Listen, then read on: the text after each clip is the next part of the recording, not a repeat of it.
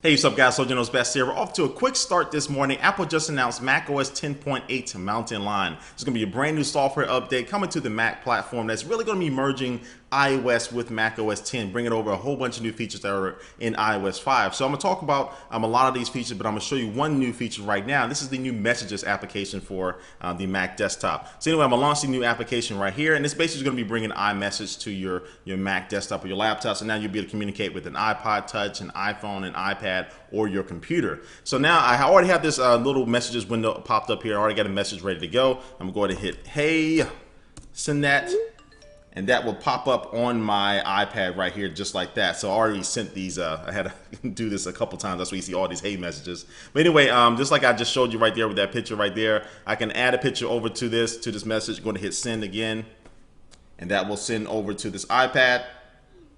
There it is right now. And I can go ahead and tap on it, look at it, save it, do whatever I want to do with it.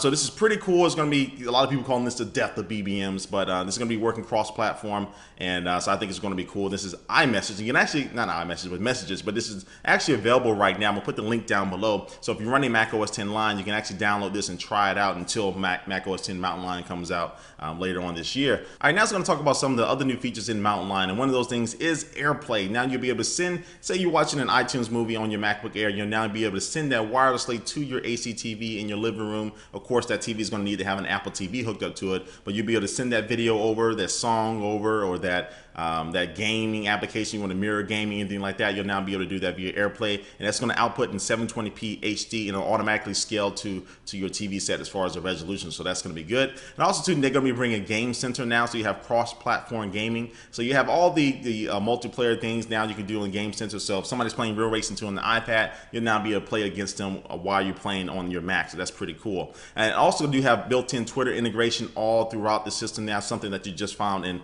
iOS 5. So now if you're on a web page or something like that, you want to share it via Twitter, it has a dedicated little button there, a little sharing button for it. You can share that automatically to your Twitter account and send that to all of your followers. And also now it's going to be getting Notification Center.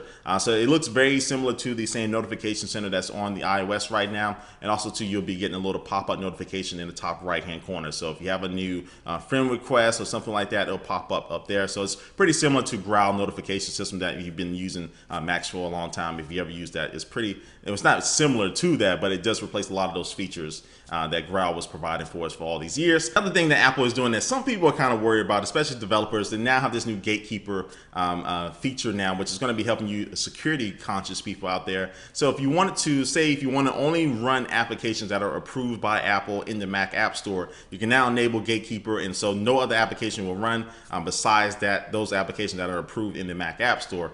So Apple said it's not trying to sway people to use the App Store, nothing like that. They said they're just adding that as a little security feature. I don't know. We'll have to see about that. But some other things they're going to be bringing over, calendars, the Notes application, and also reminders are going to look very similar to their iOS counterparts. They're going to be bringing that over to macOS 10 Mountain Lion. And so the whole theme of this, again, those are pretty much all the big features that they talk about. The whole theme of this is really merging iOS to make a seamless experience as you move from one device to another device to another device, or as you communicate between all these different devices to have a unified platform and a look. And so this update is going to be coming out in summer 2012, and Apple has said that now you're going to be able to expect yearly updates for the Mac platform, something very similar and akin to iOS.